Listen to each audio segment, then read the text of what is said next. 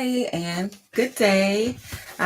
Today I have my book club actually like in a few minutes, and I still have one more section to read. So here I am. So we're still reading The Vein of Gold, and we're in this section of setting out the gateway, entering the imagination. Many of us resist walking because it doesn't really get us anywhere, except perhaps physically. We recognize that it might be good exercise, but we tend to dismiss it as a pastime, even a hobby. We say to ourselves skeptically, I go out for this daily walk and I come back and nothing changed, except that I've wasted half an hour. We think this way because we view walking as primarily a physical process. It is much more than that. As we walk, we cross the bridge into the realm of desire and imagination. I call this from the imagination. The term is very specific, suggesting as it does that it is through images that we populate our own kingdoms, create our own lives, ask and you shall receive, believe and it shall be open to you. By consciously walking into our imagination on a daily basis, we are able to generate desired forms in the material world. We can bring our ideal into the real by crystallizing the ideal with enough imaginative weight that it takes on a concrete form. It does not matter whether we are attempting to bring in a novel, a movie, a new studio to work in, an improved relationship with a spouse or a friend, or a better state of health. What we can conceptualize and inhabit on the imaginative realm, we can manifest and materialize on the physical one. There are creative powers larger than our own, which will consciously assist us in shaping our destinies and desires if we will seek their involvement. This is what we do as we walk in our imagination. Some artists call this seeking the muse. It doesn't really matter what you all call the process. What matters is that we learn to do the process. It is a sort of climbing or crossing over that is that in spiritual traditions is often conceptualized as climbing a ladder or crossing a bridge. The physical act of walking makes this crossing over very easy, almost automatic. I experience it as a small shift that I can feel in the back of my head, just above the base of my spine. You don't need to physically feel it for it to occur. Another way to think it is to imagine it as a sort of linking up, like a small aircraft refueling by connecting to a larger aircraft in midair. What we want to do is consciously attach our individual consciousness to what might be called greater consciousness. Then, in that expanded state, we allow our imaginations to play with what we would like to actually affect. The inner play creates an outer change. Leonardo da Vinci knew this. Walt Disney knew this. Contemporary artists like George Lucas and Steve Spielberg knew this. Physicists know this. Primitive people and their shamans have always known this. We sophisticated ones are late to the party, rediscovering some very old techniques. And I just want to say that she does like say like primitive people, like maybe that's like not the proper term to use because like when I was reading that, that was a little bit triggering to me. So I just wanted to say that because other people view First Nations as primitive. That's not true. Okay, I'm gonna keep going. Sorry for the tangent. For more than 40,000 known years, um, Aborigines have walked in dream time. In this timeless dimension, they dream toward the future, and the future dreams back. In this realm, they alter the future by altering the way they dream back at it. We can do the same thing. Walking allows the body to move into dream time, or as I prefer to call it, the imagination. As we walk toward our future, it also moves towards us, much the way clouds move toward an aircraft. We catch glimpses of it like photographic images flashing briefly through the soup of our consciousness. As we continue to walk, the briefly flashed image becomes clearer. Now it is more like an image emerging from a mirage. We wonder, Is this dream a trick of my mind's eye, or could it be real? It is real, just not yet material. Desire energy coupled with imagination creates form. In other words, we enter into a place or space where we are able to affect change. Metaphysical Metaphysically, this is called the casual plane. As we keep on walking, the dream takes on solidity. We are bringing it into form one step at a time. Just as the Aborigines have always known, as the Hawaiian Kuanas have known. The dreams of our future is both sacred and malleable. By entering our magic nation and walking within the realm of imagination on a daily basis, we can encounter the shape of our probable future and shape a different one by changing how we think. We can think, what if I, and wouldn't it be nice if I, and I think it would be possible too. Many books on shamanism explore and explain dream time at some length. For our purposes, we can simply think of it as sort of a channel of consciousness, a band of wavelength where both time and events are flexible. In that realm, positive dreams take on relativity. At first, you may want to think of it as playing make believe or call it watching an inner movie. No matter how you conceptualize it, it is altered state of consciousness that is available to us through crossing a sort of bridge, either s- sonically or rhythmically. Walking is an easy way to move into it. As we align our own thinking to more positive possibilities, they shift toward probability. Expanding with our stride, our minds begin to experience broader horizons, wider possibilities. This expansion and yearning create not only the possibility of change, but change itself. Our clarity and limiting a desired outcome catalyzes that outcome. Theologian Pierre Tildhard de Chardin saw this clearly. Matter is transparent and malleable in relation to spirit. It is almost as though the laws for creative manifestation are laid out for us, but in code. For example, all of us use the phrase seeing is believing, but we use it as if what we see is already intangible, solid form. My feeling is that the phrase is intended as a creative direction or law. See, and then you will believe. In other words, see first with your mind's eye. The act of such seeing causes the tangible form to materialize. For many of us, this is a difficult concept at first. Trained as we are to believe in a God outside of us who might find our dreams and desires suspect or uppity. And yet, when we pose it ourselves as co-creators, extensions, if you will, of an inner creative force that manifests through us, we are only agreeing with Goeth, who asked, what sort of God would it be who only pushed from without? In other words, consider the possibility that our dreams and desires are the voice of our soul, the God voice awake within us, dreaming of expression and expansion through our daring and our faith. We walk into that faith, that daring a step at a time. As we do so, we pass through the portal into imagination.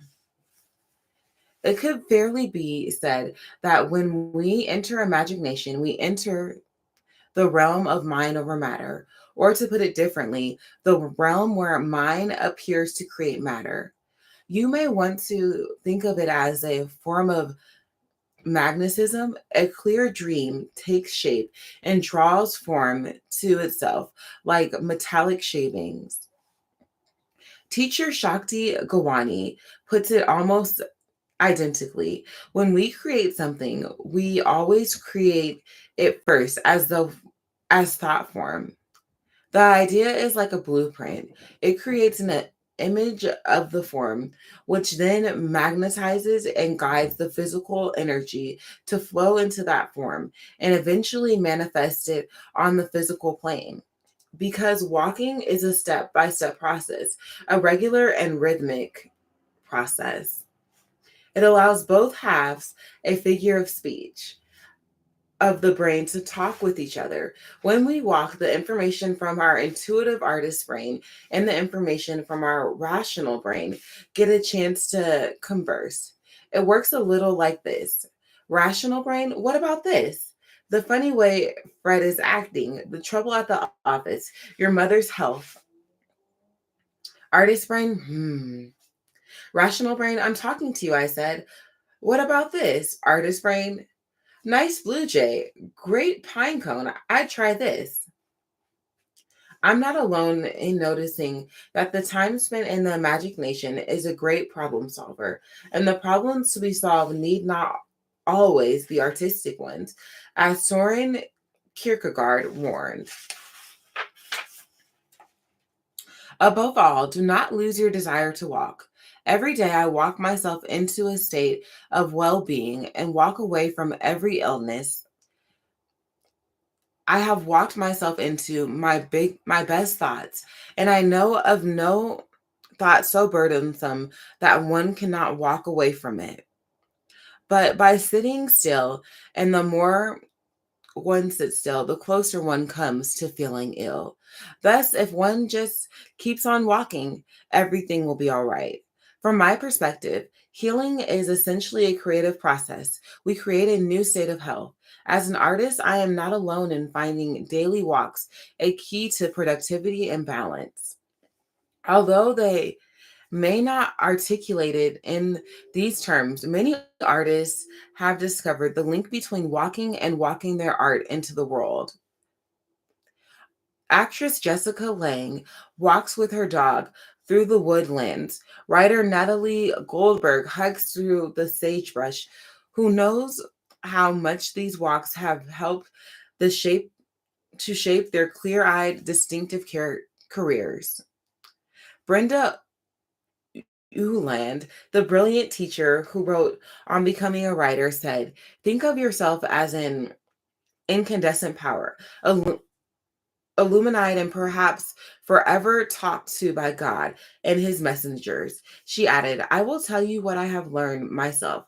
For me, a long 5 or 6 mile walk helps, and one must go alone and every day. When author John Nichols was writing American Blood to my eye, the best and most powerful vitamin, Vietnam novel ever written.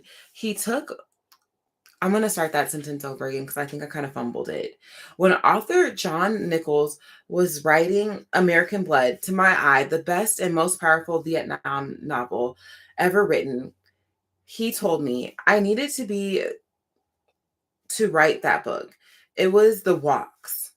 At home in New Mexico, my routine around walking involves taking my dogs on crack of dawn rambles through Penan foothills. The sacred mountain often is still wrapped in clouds. Magpies and wild bluebirds dart through the Penan.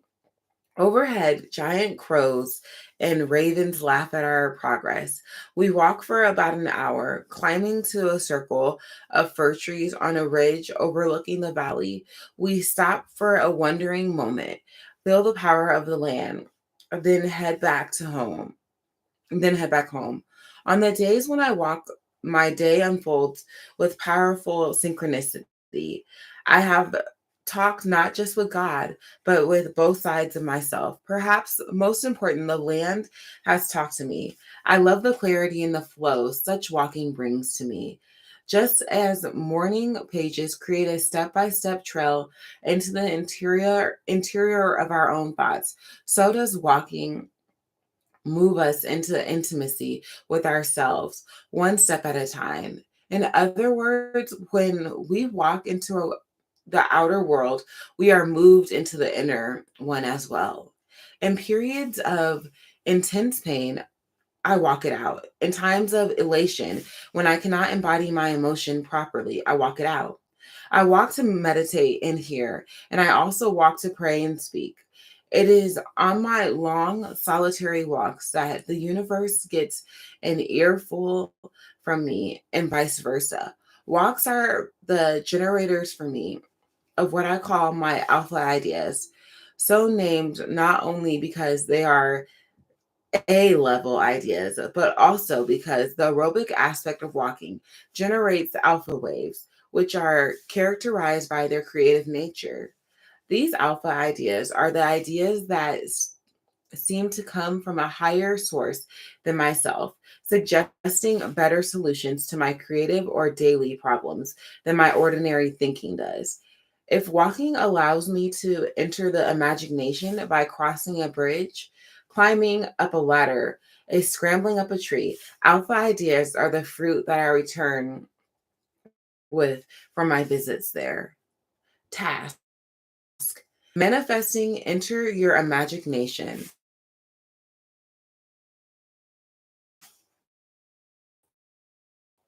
Walk and work plot of your inner movie for 1 month. Do this and watch rhythm of your walk to create a new path. Think about what you like more of, what you like less of, what would make you happier, which things make you glad. Then try focusing especially on this phrase. It would be really lovely if. Be careful to keep your attention focused on imagining and delighting in positive shifts. As Sonia Chocote reminds us, if we give something our attention, we rest our creativity on it. If we put our attention on the wrong things, they steal our energy and leave us impotent while pulling unsavory experiences into our lives. In metaphysical terms, this is the explanation for why those things we most fear come to pass. You may find, to your astonishment, that your thoughts habitually stray towards ominous imaginings. If they do, simply shepherd them in far enough to feel and process feelings, then shepherd them back to the sunnier side of the street. Over time, you will discover that positive thinking is a form of spiritual muscle which you can develop through gentle daily practice. Positive results will follow. There is no need for you to believe any of this. My suggestion is simply that you try walking and mulling over your life. Experiment by making a list of 20 things you would like to have manifest in your life. These things can be material, spiritual, intellectual, or artistic. A new reading chair, a better attitude toward your job, more clarity around your thesis, a more creative ending for the short story. Read the list daily and use it as thinking material on your daily walks. Post the list where you see it. Walk the list daily and watch your life for the results. Okay.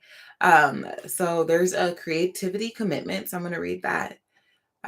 In launching into your journey, it often helps to commit yourself in an official manner. You may wish to use this contract to devise one of your own making. Sign it, date it, amend it if necessary. I blank, so I, Marissa, realize that I am entering a rigorous inner process which will both test and liberate me. I commit myself to the three pivotal tools of creative self care: morning pages, daily walks, and artist dates. I, Marissa, acknowledging a responsibility for spiritual balance as the tools of this book raise and resolve issues and emotions, commit myself to adequate sleep, nutrition, exercise, solitude, and personal compassion. Um, so signing Marissa, let's see, October 22nd, 2023. And then guidelines. I laugh right now because I just realized I've heard like you shouldn't say that kind of stuff because then that's how you get scammed. And when you say that out loud, but it's all good. So guidelines. Be number one, be self-loving. Eat and sleep. Watch for overuse of caffeine, sugar, alcohol, and drugs. Any of these can block or impede your process. Number two, do your morning pages and take 20-minute daily walks. Take a weekly artist date. Number three, experience this process. Do not analyze it. Allow yourself to do the exercise rather than debate them. Practice beginner's mind. These tools are intended for the long haul. Number four, hold your own counsel. You are walking to contact yourself. Listen to your own responses for the duration of the journey. Don't talk about or process the tools with others except for support. Avoid debate. Number five, remember you will need both your inner child and your inner adult to do this work. Get them into dialogue, allow them to walk each other through resistance. Okay, so that was the end of that section. There are some quotes, but my goal for this is actually I want to come back and read the quotes maybe like on a short, because like I said, my book club meeting is today in just a little bit, so I want to prep a little bit more for that. um just because I'm like a super introvert and kind of shy. My book club is just like one person, but I would love it if it was more people. But I just don't have the capacity. But if you're interested in like engaging with other people about this book, I like highly encourage you to like find a partner. And if you don't have a partner in real life, I can totally be your partner online. Feel free to like leave any messages like or like big ideas that maybe you gained in the comments, and I will definitely reply excitedly. And I'll be happy to engage with you. Anyways, I want to say bye for now. And thanks for watching this if you do.